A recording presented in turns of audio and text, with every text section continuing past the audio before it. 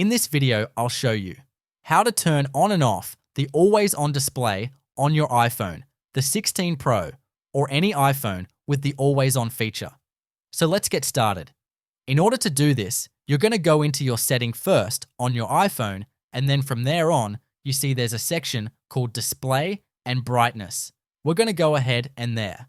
And under there, you're going to scroll down until you see this section that says Always on Display, which basically, when you lock your phone, right, it doesn't completely go black. It just dims down like that.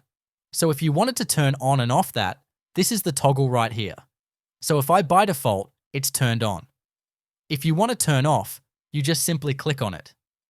And this time, if I lock the phone, as you can see here, it's completely black.